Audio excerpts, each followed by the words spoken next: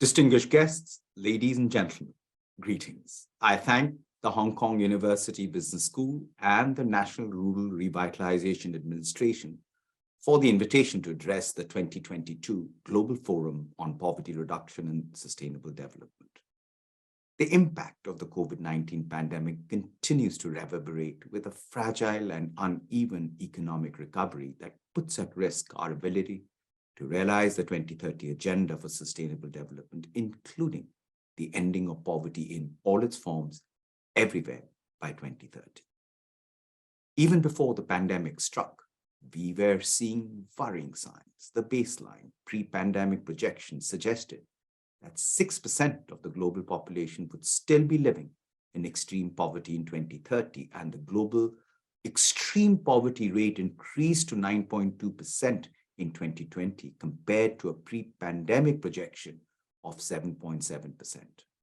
7 out of every 10 people living in extreme poverty reside in the rural areas, and over 90% of these in extreme poverty globally are concentrated in just 2 regions: Sub-Saharan Africa, 70%, and South Asia, 20%.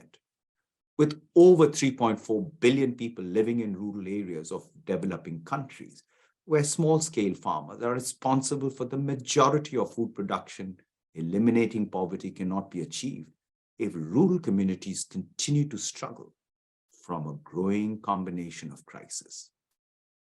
Poverty, especially rural poverty, is inextricably linked to our ongoing climate crisis. Climate change has shifted weather patterns, led to more frequent droughts and extreme weather events, creating more uncertainty in the agriculture sector and reducing agricultural productivity and the corresponding incomes of small-scale producers. We are currently off track in the global goal to eliminate poverty and have been moving in the wrong direction.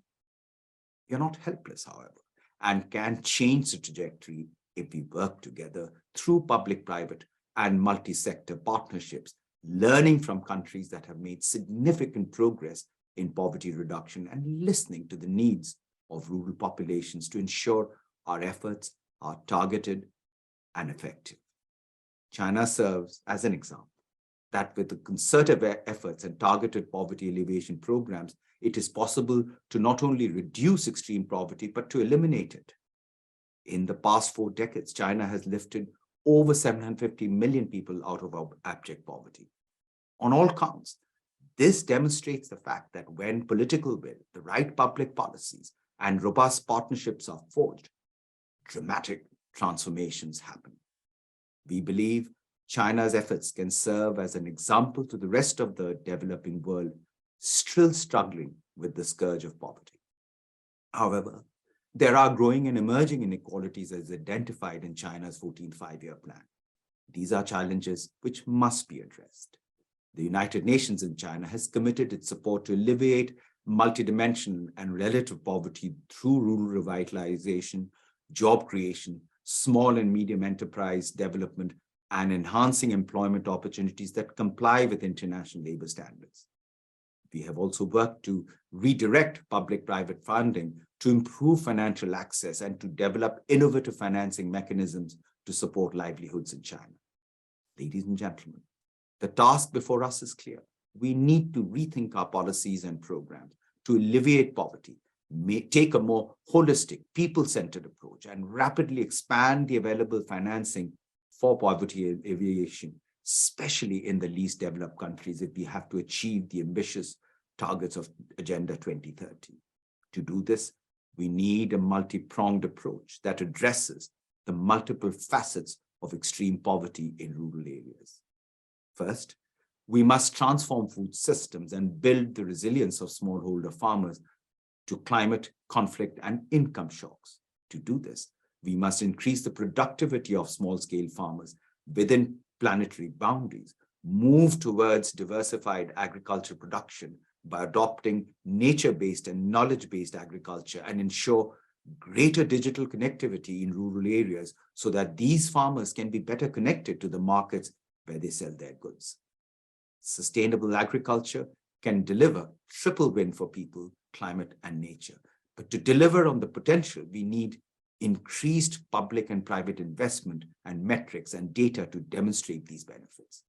One example of this potential is that while small-scale farmers feed 2/3 of the world's population, growth in Africa's agricultural productivity has dropped by 34% since 1961. If we can reverse this trend and expand productivity, this will go a long way to reducing rural poverty and global hunger. We must also remember that poor people and smallholder farmers are part of the solution but remain cut off from global decision-making and finance. Indigenous people, in the context of climate crisis, food shortages, and hunger, have been able to respond by using their knowledge to identify appropriate seeds for each climate. We must make greater efforts to incorporate their traditional knowledge and disseminate it more broadly. Finally, significant changes are needed in the global financial system in order to release the resources required to achieve these goals. Mr. Antonio Guterres, the United Nations Secretary General, recently stated, and I quote, "Developing countries are drowning in debt with no fiscal space or access to financial resources to invest. We need urgent action on debt to increase liquidity and ease the pressure of developing countries. Credit and financing facilities, both public and private, need to go into crisis mode." End of quote. The United Nations in China remains committed to working with the people and the government of China to ensure poverty both in China and around the world is eliminated in this decade of action to achieve the Sustainable Development Goals. We will continue to work with our Chinese counterparts to facilitate knowledge sharing on poverty reduction and rural development between China and the rest of the developing world. We must not forget that the central transformative promise of the 2030 agenda is to leave no one behind. This means we must redouble our efforts to ensure we are reaching the poorest of the poor, the most disadvantaged and vulnerable groups, and to ensure that they also benefit from the progress we are making towards sustainable development. Ladies and gentlemen, I wish this forum every success. Thank you very much. 谢谢。